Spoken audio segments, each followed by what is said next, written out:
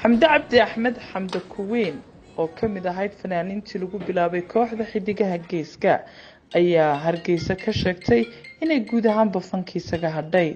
xamdi waxa ay ku dhalatay magaalada hargeysa sanadkii 1993 bishiisii saddexaad.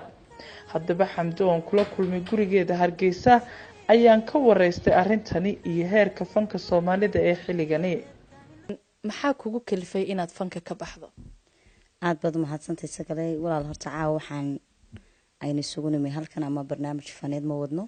dhammaanba horta waxaan salaamayaa ummadda islaamka Soomaali maxamed meel kasta joogto ayaan salaamayaa. sagalay imika intii sanadkii imikayna dhaafay 2017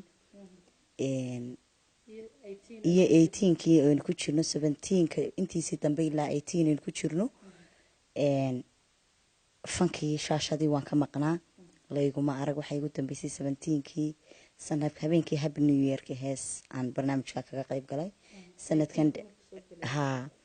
markaa walaalo aniga go'aansaday inaan fankii gabi ahaanba ka baxo. anaa isu garan waayay markii horena cid igumay qasbin, imikana anaa sidaa jeclaystay inaan ka baxo. dadku waxay isweydiinayaan xamde maxaa ku kalifay, ma kooxdii bay ka baxday oo waxay gelaysaa koox kale, mise guud ahaanba fankii wixii la odhan jiray oo dhan ay isaga baxday xamde? may walaalo kamaan bixin kooxdii oo keliya ama xidigaha geeska kooxdii aan ka mid ka ahaa ilaa maalintan fanka bilaabay ilaa waqti xaadirka aan iyaga ka mid ahaayoon ku jiray kamaan bixin. fanka gabi ahaantii baan ka baxay oon caawa halkan ka sheegayaa. Soomaali meel kastoo joogtaan u sheegaya. markaa fankii baan ka baxay walaalo. waa hagaag. heerka fanka ee waqtigan xamdaay maxaad ku qiimeyn lahayd? wallaahi sagalay fanka heerkan maanta aan joogno ama fanaaniin ahaan la joogo haddaan qiimeeyo markaan fanka soo galayay iyo maanta markii aan gudagalay dhowrkaas saneen ku jiray horta different weeyaan weyno ballaaran. markaan soo galayay aad buu ila qurux badnaa, wax baan ku hamiyey, wax wanaagsan. laakiin sidii way aad magac baana fan Soomaali laga dhaxlaa oo maanta xamde kuweyn ilmaha yar labada jirkaaye ama yacni madaxa la kacay ayaa garanaya magac baan ka dhaxlay aan odhan karaa xamde kuweyn. markaa walaalo waxaan ku qiyaasi lahaa wallaahi dee dad badanoo waxaa jira aniga sidaydoo kala caawo aan ama niyada ku haya qofba marun buu jeclaadaa ama fanka galaa. ilaahay soo hedeeya. waxaan aad ugu faraxsanahay anigoo da'yar anigoo dhalinyara miirkayga qaba inaan caawo ilaahay ku guuleeyay inaan ka toobad keeno ama ku dhawaaqo ama social media ka sheego inaan ka baxay. aad baan ugu faraxsanay, ilaahayna waan ugu mahadinaya. waa hagaag xamda. fanka sidiisaba maxaa laga dhaxlaa, ma laga taajiraa horta fanka gabigiisa? sagalay waad mahadsantahay walaalo. kolley qofku fanaan hadduu yahay ma fanka Soomaalida mise dadka caalamka aynaan dee hiigsan karin. fanka Soomaalida magaca ayaa laga dhaxlaa laakiin maal lagama dhaxlo. waxaan tiyo oo laga samaystaana ma jirto laakiin magac baa laga dhaxlaa. hadday noqoto fanaaniintii naga horreeyay waa beri, hadday noqoto qaar ka sii horreeyay dee magac ay ka dhaxleen. laakiin maanta meel kastoo joogaan waa la ogyahay. mid kastoo xanuusta, mid kastoo wax ku dhacaan dee fanaaniinteenii fankii Soomaalidaaba iska noocaasa oo adigoo magac lahaa oo intaad dhalinyarada ahayd in lagu siday oo heblaayo waa hebel lagu lahaa. maanta haddaad ummadii wax uga baahato ama aad da' kugu dhaco ama xanuun waxaan ku yidhi waad aragto fanaaniinteeni waaweynaa lagu baahayno ilaa hebel baa dhakhtar yaala ha la caawiyo. markaa magacuun buu leeyahay. markaa waxaan isku daba qabanayaa ilaahayna igu guuleeyey oo nagu mahadnaqayaa anigoo da'yar inaan ka tashaday. dhammaan inta ay niyadda ugu jirto ama inta fanka kusii jiri doonto waxaan leeyahay intaan wadkeena ama waqtigeena aynaan gaadhin ka tabaabushaysta. kolley way arkeen wuxuu yahay fanku dee uga sheekayn maayo. waa hagaag. xamde ma jirtaa cid cadaadis kugu saartay oo gaara? ma cid baa jirta kugu cadaadisay oo ku tiri fanka ka bax oo in badan kugu celcelisay? walaal may cid maanta igu tiri fanka ka bax ma jirto.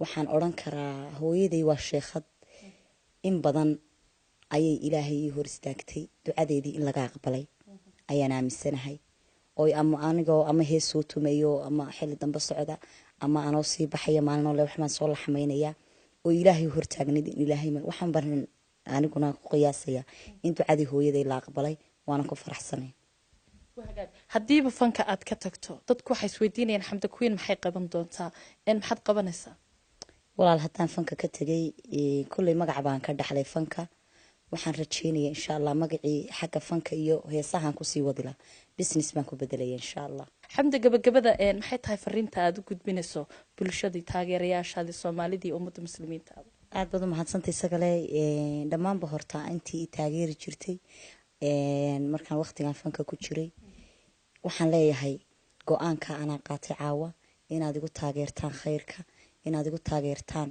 waxaan anigu maanta habi ku ahay inaad khayrka igu garab istaagtaan iina ducaysaan saasaan odhan lahaa waa hagaag xamda sida aad noo sheegtay ama aad ka dhawaajisay ama aynu wada ogsoonnahayba in badan ayaad shaashadaha ka maqnayd oo sida aad sheegtay aad shaashadaha ka maqnayd inkastoo aanad beryahaasi waxba tumin haddana waxaa jirta hees shalay toole lasoo geliyay youtube-ka oo baraha bulshada laga arkayay oo cusubood bks la qaadaysaan arintaasi sidee isku waafiqi laada isagale walaal heestan waxaan ku qaadnay jabuuti aniga iyo maxamed siciid bike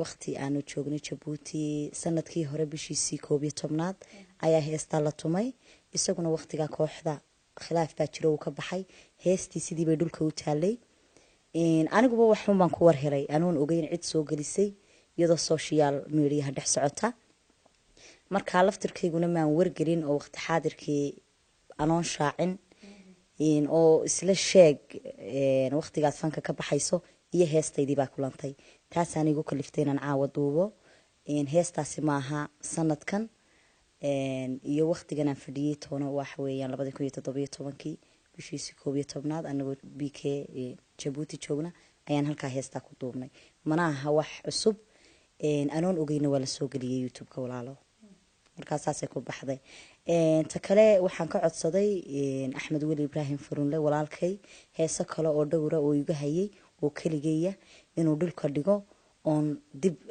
loo soo saarin ama social media youtube-ka lasoo gelin insha allah taasaan isagana ka codsaday waxaa kaloo aan ka codsanayaa dhammaanba qolooyinkan leh websaytada ama youtube-yada sameeya sida heesahoo kale lagu rido kuwaygii hore kolley way ka buuxaan oo dee caawa haddaan isdhaahda midh iyo 2 iyo 3 ka saar suuroobi mayso waxaan ka codsanayaa dadka isticmaala youtube-ka ee heesaha soo geliya inay ka saaraan heesahayga anay igu taageeraan go-aankan qaatay meel kastay joogaanna waanu mahad celinayaa inayguna taa igu garab galaan ayaan rajaynayaa iina soo duceeyaan aad baan u salaamayaa soomaalida meel kastay joogto kooxdaydii xidigaha geeska oon wanaag badan iyo waqti badan soo wada shaqaynay ayaan iyagana aad u salaamayaa dhammaanba soomaali waan salaamayaa wahagaag xamda dad badan ayaa jira oo dhalinyar u badan oo imika fanka soo galaysa ama intii hore ku jirtay iyaga maxaad halkan tala uga jeedinaysaa sagale waxaan odhan lahaa